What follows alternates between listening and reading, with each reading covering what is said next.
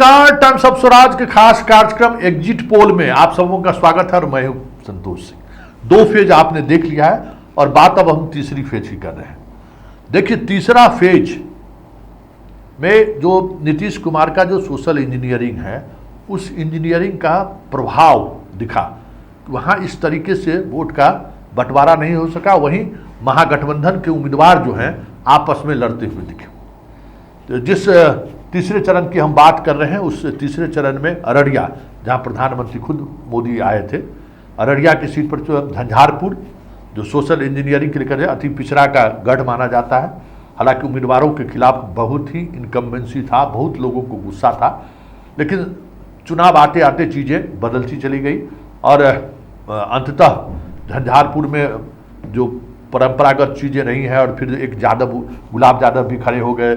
Suman Mahaseth BJP में पहले थे, इधर आए तो बीजेपी के कोर वोटर को, मतलब बनिया वोटर को पूरी तरह से वो अपनी तरफ खींच नहीं पाए। उस वजह से भी वहाँ लड़ाई एक जदयू को एक बड़ा स्पेस मिल गया।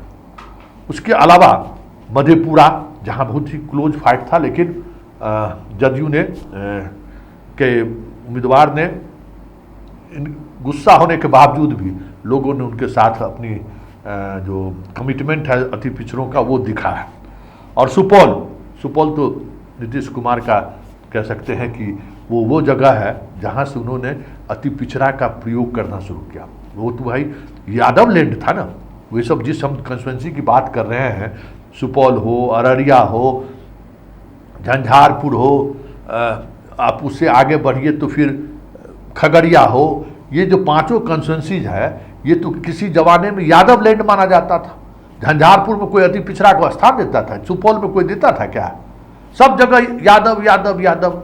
लेकिन उस यादव लैंड को नीतीश कुमार ने अपने सोशल इंजीनियरिंग के सहारे तोड़ दिया और उसके बाद वो चीज़ें अभी तक चली आ रही है। तो इन तीसरे फेज के इन 5 लोकसभा क्षेत्र की अगर हम बात करें तो 4 सीटें एनडीए जीतती हुई दिख रही है और 1 सीट खगड़िया जो फंसती हुई दिख रही है और लग रहा है कि एलजेपी के उम्मीदवार वहां चुनाव हार जाएंगे। इसके बावजूद भी कि वहां महिला वोटर का ओवरऑल टर्नअप देखिए तो वो 12% के करीब है, लेकिन उन कंस्टिट्यूंसी में है जिन कंस्टिट्यूंसी में महागठबंधन के बड़े वोट बैंक हैं। एनडीए के इलाके में, शहरी इलाके में उस तरीके का नहीं दिखा गया।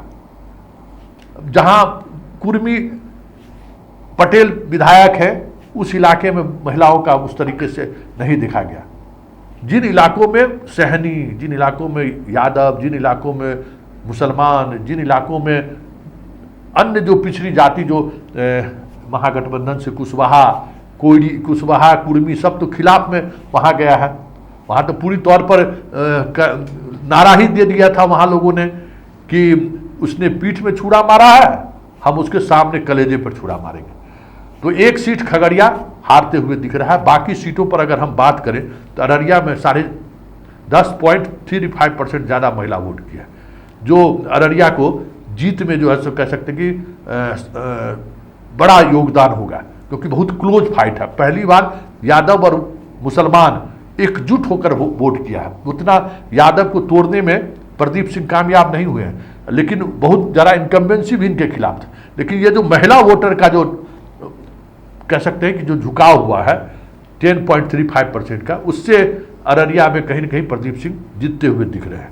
झंझारपुर में तो कोई लड़ाई ही नहीं रहा, वहाँ तो 13.22% झंझारपुर में महिलाएं वोट की हैं। तो आप समझ सकते हैं कि महिलाओं का रुझान किस तरफ था। मधेपुरा में भी 9.883% वोट किया है और सुपौल में तो रिकॉर्ड ही तोड़ दिया है, 13.53, सबसे ज़्यादा वोट अभी तक के चरण में महिलाएं की है। तो आप समझ सकते हैं कि लालू यादव ने जो वहाँ दलित को उम्मीदवार बनाकर जो प्रयोग करने की कोशिश उनकी हुई कि चौपाल की आबादी लगभग 2-2.5 लाख है, उसके सहारे हम जीत लेंगे यादव और मुसलमान को जोड़कर।